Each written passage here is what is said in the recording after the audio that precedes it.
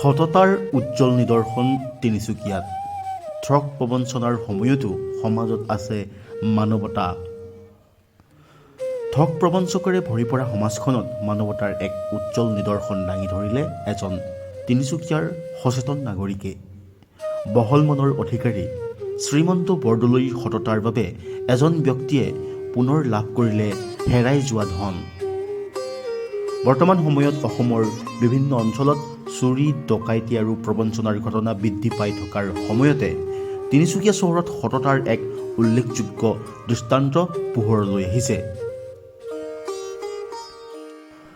জানিব পৰা মতে তিনিচুকীয়াৰ এজন ব্যক্তিয়ে এটা ব্যক্তিগত ব্যৱসায় প্ৰতিষ্ঠানৰ প্ৰায় ৬০,০০০ টকা বেংকত জমা দিবলৈ যোৱাৰ সময়ত অজানিতে বাটতে ধনখিনি পৰি যায় আৰু সেই সময়তে ঘটনাস্থলীত উপস্থিত থকা বজৰং দলৰ তিনিচুকীয়াৰ সংযোজক শ্ৰীমন্ত বৰদলৈয়ে পৰি থকা ধনখিনি লক্ষ্য কৰে।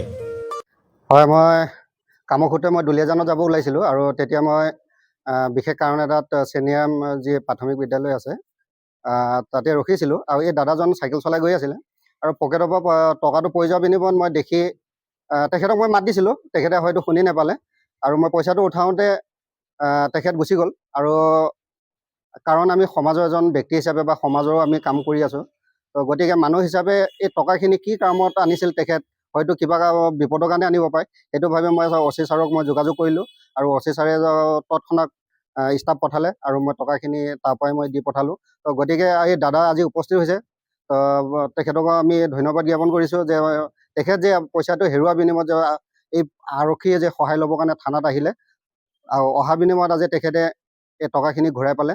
তো গতিকে আমি সকলোৱে সমাজে যিসমূহ আমি কাম সমাজৰ ব্যক্তি হিচাপে বা মানুহ হিচাপে কৰিব লাগে আমি কৰি যাব লাগে সকলোৱে। তো তাৰ কাৰণে সকলোকে মই আহ্বান জনাইছোঁ যে আপোনালোকেও তেনেধৰণৰ কাম যাতে কৰে।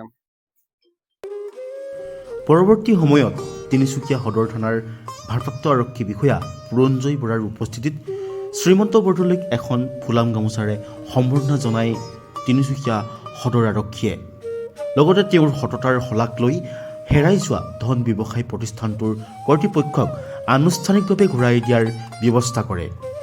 মই ICICI বেংকত গৈছিলোঁ, তাত চেক ডিপজিট কৰি এইটো চেনাৰাম স্কুল দি মই আহি আছিলোঁ। আকৌ ৰংঘৰ ব্ৰাঞ্চত মই কেছটো জমা দিম। তো এতিয়া পৰিছে মই গমেই নাপাওঁ ক'ত পৰিছে, কি হ'ল, কেনেকৈ হ'ল। বেংকত যেতিয়া গৈছোঁ মানে জমা দিব পকেটত আনিছোঁ যে পইচাটো নাই। আকৌ মই দৌৰি আকৌ বেগ আহিলোঁ। বেগ আহি ৰাস্তা চাই গ'লোঁ, বেংকলৈ গ'লোঁ। আকৌ আহি কিনে মই মালিকক ক'লোঁ, দাদাক ক'লোঁ যে এনেকুৱা পইচা পকেটৰ পৰা পৰি গ'ল। তো তেতিয়া কৈছে আকৌ বেংকত যা, আকৌ ভালকৈ চাই লওঁ। চোৱাৰ পিছত চাইছোঁ যে পোৱা নাই। তাৰপিছত দাদাই মালিকে ক'লে যে তহঁতি এক কাম কৰ, থানাত এটা এজাহাৰ দি দে, বা যে কোনোবা ভাল মানুহ যদি পাই থাকে থানাত জমা দি দিব পাৰে, তেনেহ'লে তহঁতি পাই যাব পাৰ পইচা। মোৰ নাম পৱনলাল দুছাৰা। কৰ্মপতি। এই আপোনাৰ দাদাই আপোনাৰ পইচাটো ইয়াত আহি জমা দি যায়, আপুনি কেনেকুৱা অনুভৱ কৰিছে? মই বহুত আনন্দিত হৈছোঁ আৰু মই এটা চুৰিৰ যিটো বদনামটো লাগিছিলে লগাৰ পৰা এইটো মই বঞ্চিত হ'লোঁ, এইটো মানে মোক ৰেহাই হ'ল।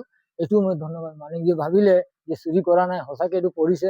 এই আমাৰ দাদাই যে পইচাটো পাই থানাত যে আৰক্ষীক যি জমা দিলে, এইটো মই দাদাক বহুত ধন্যবাদ। এইটো মানে মোৰ ধন্যবাদ দিয়াটো মোৰ কমেই হৈছে। বৰ্তমান সময়ত সমাজত য'ত দিনক দিনে অসৎ কাৰ্য বৃদ্ধি পাই আছে, তেনে সময়তে তিনিচুকীয়াৰ শ্ৰীমন্ত বৰদলৈৰ এই সততাই সমাজলৈ এতিয়া এক ইতিবাচক বাৰ্তা কঢ়িয়াই আনিছে। ডিব্ৰুগড়ৰ পৰা ৰক্তিম দাসৰ প্ৰতিবেদন, লোকেল 18।